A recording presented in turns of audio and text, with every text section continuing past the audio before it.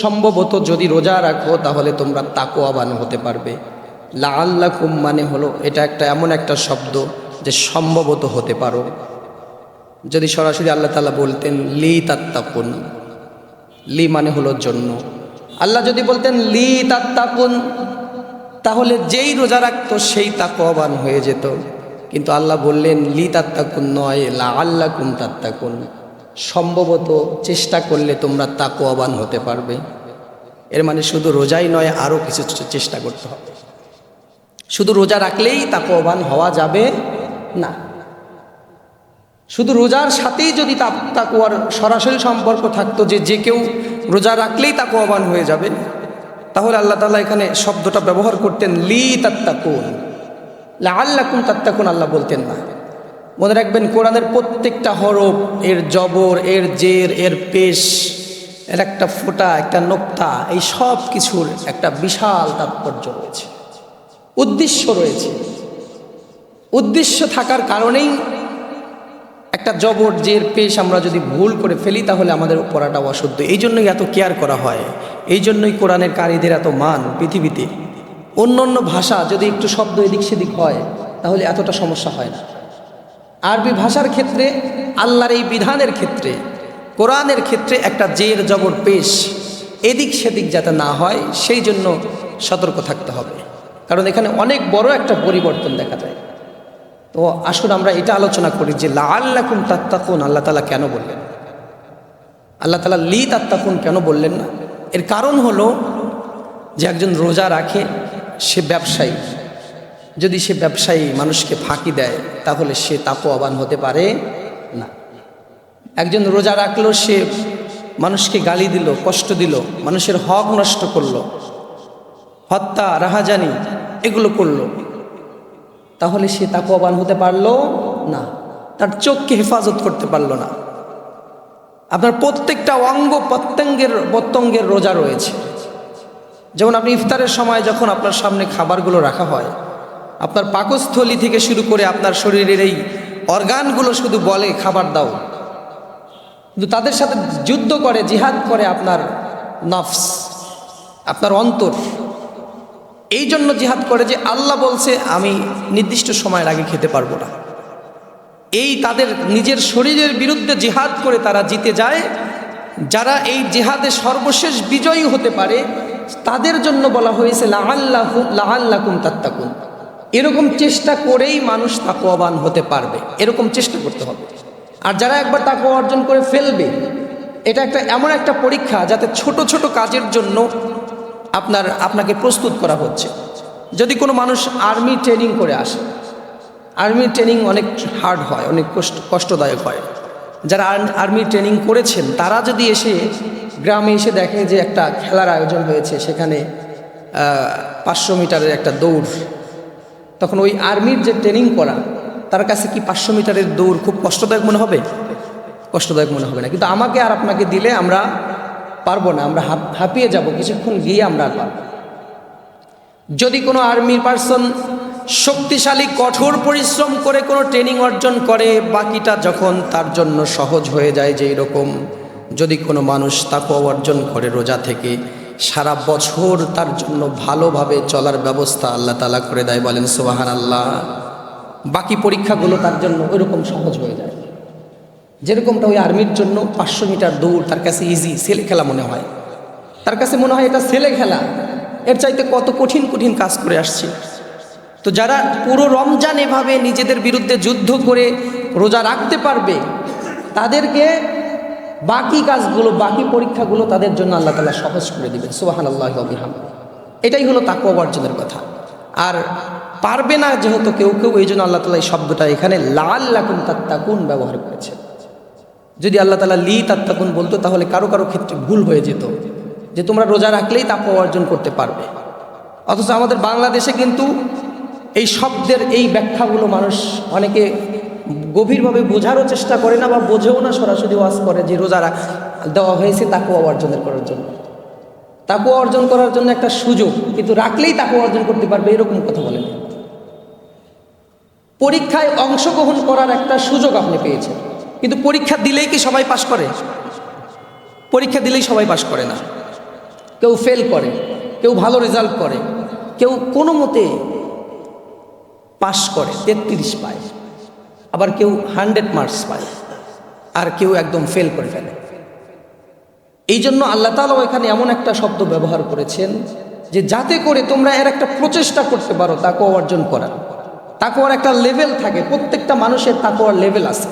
আমার তাকওয়া, আপনার তাকওয়া, আপনার বাবা মার তাকওয়া, আল্লাহওয়ালাদের তাকওয়া, নবী রাসূলদের তাকওয়া, সাধারণ মানুষের তাকওয়া এক নয়। প্রত্যেকটা মানুষের তাকওয়ার লেভেল, স্টেজ ভিন্ন রয়েছে। আল্লাহ তাআলা সূরা আল ইমরানের মধ্যে বলেছেন, হুম দারাজাতুন ইনদাল্লাহ। প্রত্যেকটা মানুষের জন্য আল্লাহ তাআলার কাছে নির্দিষ্ট একটা স্টেজ রয়েছে, দরজা রয়েছে। সবার দরজা এক সমান নয়, আল্লাহই ভালো জানেন কার দরজা কেমন, কিন্তু আল্লাহ তাআলা বলছেন সবার দরজা এক সমান নয়। এরপরে তাকওয়ার বিষয় আল্লাহ তাআলা আরো বলেছেন, কোরআনুল কারীম খুঁজে দেখলে আপনি প্রায় 200টা আয়াত পাবেন তাকওয়ার উপরে। প্রত্যেকটা আয়াতে আল্লাহ তাআলা এক ধরনের কথাই বলেছেন যে যদি তোমরা চেষ্টা করো তাহলে তাকওয়াবান হতে পারবে। তাকওয়া এমনি এমনি চলে আসে না, তাকওয়া অর্জন করার জন্য কষ্ট করতে হয়। ওমান আওফা বিআহদিহি ওয়াত্তাকা ফাইন্নাল্লাহা ইউহিব্বুল মুত্তাকিন। আল্লাহ তাআলা বলেছেন তাকওয়ার আরও একটা ব্যাপারে আলোচনা করা হয়েছে যেটা খুবই অবহেলিত আমাদের সমাজে, যে কথা দিয়ে যে কথা রাখা, যাতে তোমরা কথা দিয়ে কথা রাখলেই তোমরা তাকওয়া অর্জন করতে পারবে, এটাও তাকওয়ার একটা ব্যাপার। ওয়াদা দিয়ে ওয়াদা পালন করা, চুক্তি ভঙ্গ না করা, এটাও তাকওয়ার পরিচয়। ওমান আওফা বিআহদিহি ওয়াত্তাকা ফাইন্নাল্লাহা ইউহিব্বুল মুত্তাকিন। তোমরা যারা কথা দাও সেই কথাকে পূর্ণ করো, অতঃপর আল্লাহ তাআলার ভালোবাসা পাবে এবং তোমরা মুত্তাকি হতে পারবে, মানে তাকওয়া অর্জন করতে পারবে। তাহলে কথা দিয়ে কথা রাখাটাও একটা তাকওয়া। তারপরে আপনার জীবনের সবচাইতে ছোট ছোট বিষয় থেকে শুরু করে ছোট বড় সমস্ত বিষয়ে আল্লাহ তাআলার ভয় রাখার নামই হলো তাকওয়া। হযরত আলী রাদিয়াল্লাহু তাআলা আনহু, তাকে একবার প্রশ্ন করা হয়েছিল মা হাযাত তাকওয়া, তাকওয়াটা কি? তিনি বললেন 3-4টা জিনিস তিনি বললেন। এক নম্বরে তিনি বলেছিলেন আল খাউফু মিনাল জালিল। তাকওয়া হলো আল্লাহর ভয়। কার ভয়? এটা হলো তাকওয়ার সাধারণ অর্থ, কিন্তু তাকওয়ার আরও বেশ কিছু অর্থ রয়েছে। তাকওয়া হলো আল্লাহর ভয়, পাশাপাশি পরেরটা হলো অল কনাআতু মিনাল কলিল, অল্পে তুষ্টি থাকা, এটার নামও তাকওয়া। আপনার যা আছে এটা নিয়ে সন্তুষ্ট থাকা, এটার নামও তাকওয়া। হযরত আলী রাদিয়াল্লাহু তাআলা আনহু বলেছেন। আর তাকওয়ার সবচাইতে গুরুত্বপূর্ণ অর্থ হলো সচেতনতা অবলম্বন করা, সচেতন হওয়া।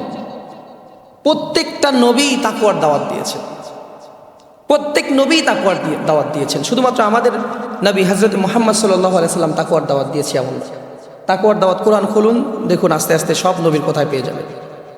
কোরআনুল কারীমের 26 নম্বর সূরা, সূরা শুআরার 106 নম্বর আয়াতের মধ্যে আল্লাহ তাআলা বললেন ইয ক্বালা লাহুম আখুহুম নূহুন আলা তাত্তাকুন। আল্লাহ তাআলা বললেন স্মরণ করো ওই সময়ের কথা যখন নূহ আলাইহিস সালাম তার জাতিদেরকে বলেছিল, হে আমাদের ভাই, হে আমার ভাইরা, তোমরা আলা তাত্তাকুন, তোমরা কি তাকওয়া অর্জন করবে না? কবে তোমরা তাকওয়াবান হবে? নূহ আলাইহিস সালাম বলেছিলেন।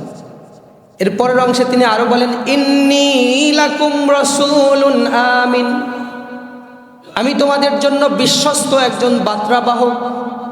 আল্লাহ তাআলা যা আমার কাছে পাঠিয়েছে সরাসরি ওইটাই আমি তোমাদেরকে দিচ্ছি, এই জন্য আমি একজন বিশ্বস্ত মানুষ। ইয ক্বালা লাহুম আখুহুম নূহুন আলা তাত্তাকুন, তোমরা কবে তাকওয়া অর্জন করবে, কবে তোমরা মুক্তি পাবে? এটা নূহ আলাইহিস সালামের দাওয়াত ছিল। আপনারা এটা জানেন, এই ঘটনা পুরোটাই জানেন। নূহ আলাইহিস সালাম 900 বছর দাওয়াত দিয়েছিলেন, এইরকম দাওয়াত। ইয়া কওমি আবুদুল্লাহ, আল্লাহকে ভয়, ওই যে আল্লাহর ভয় এবং তাকওয়া, এই দুটা পাশাপাশি সব নবীর ক্ষেত্রেই আল্লাহর ভয় এবং তাকওয়া, এই দুইটার দাওয়াত নবীরা দিয়েছেন। এই সূরার 124 নম্বর আয়াতের মধ্যে আল্লাহ তাআলা আরো বলেন إذ قال لهم أخوهم هود ألا تتقون। হুদ আলাইহিস সালামের কথা স্মরণ করো। যখন হুদ আলাইহিস সালামকে আমি পাঠিয়েছিলাম, তিনি তার জাতিদেরকে বলেছিল, হে আমার ভাইয়েরা, আলা তাত্তাকুন, তোমরা কবে তাকওয়া অর্জন করবে। নূহ আলাইহিস সালামও বলছে, হুদ আলাইহিস সালামও বলছে। সিরিয়ালে আপনি দেখেন সব নবীদের ব্যাপারে কোরআনে বক্তব্য আছে। সেটা হলো তোমরা কবে তাকওয়া অর্জন করবে। এই তাকওয়া অর্জন করা প্রত্যেকটা মানুষের জীবনে, প্রত্যেকটা মুসলমানের জীবনে এতটা জরুরি, যতটা জরুরি হলে আমরা এই যে ক্ষুধা লাগলে খাবার খাই, আল্লাহ তাআলা আমাদেরকে হুকুম করেছে, আমরা ফরজ হিসাবে আমাদের নামাজগুলোকে গ্রহণ করেছি, ফজর, জোহর, আসর, মাগরিব, ইশা, এই সালাতগুলো আমরা আদায় করি। ঠিক এরকমটাই জরুরি তাকওয়াবান হওয়া।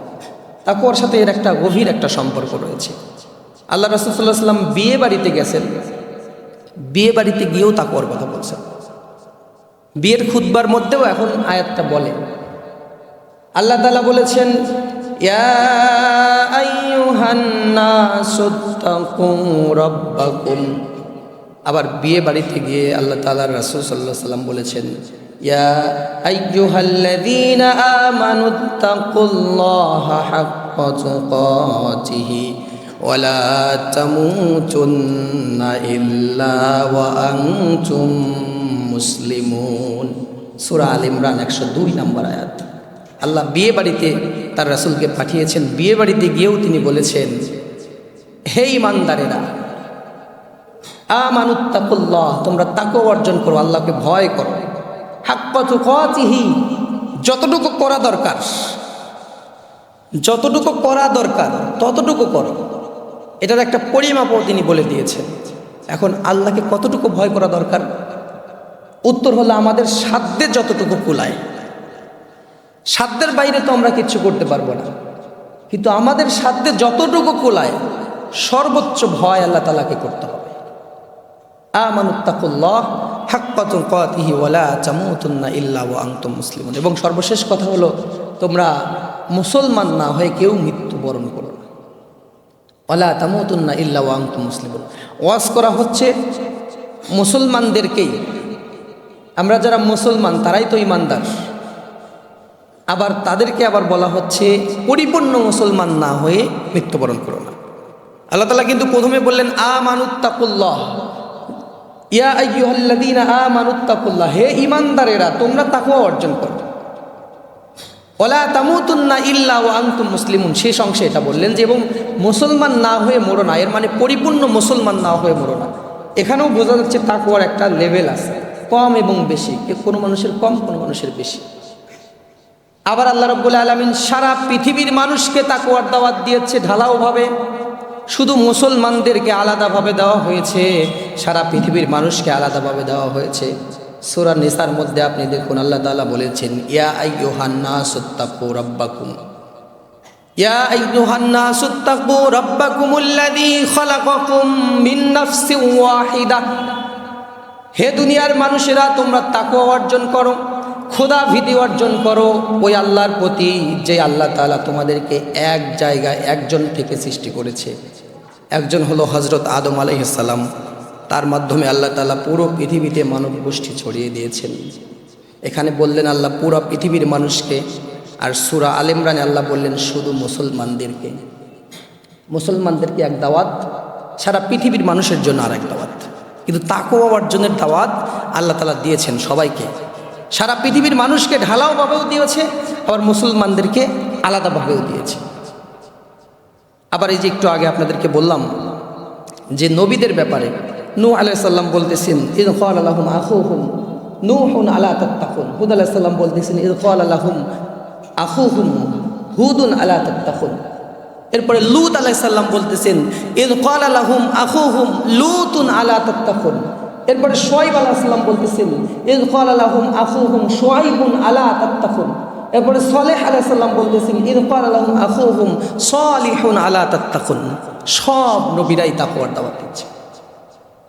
প্রত্যেক নবীর দাওয়াত এবং আল্লাহরও এই একই দাওয়াত যে তোমরা তাকওয়া অর্জন করো। তাহলে তাকওয়া অর্জনের গুরুত্ব আমাদের জীবনে বেশি না কম? খুব বেশি, যতটা আমাদের সাধ্যে কোলায় ততটা তাকওয়া অর্জন করতে হবে। আপনি রাস্তা দিয়ে হেঁটে যাচ্ছেন, আপনার চলাফেরা, আপনার গতিবিধিতে কেউ যেন কষ্ট না পায়, বা কেউ দুজন কথা বলতেছে, আপনি যদি যান সেদিক দিয়ে তাহলে তাদের কথা শুনে ফেলতে পারেন অথবা তাদের ডিস্টার্ব হতে পারে।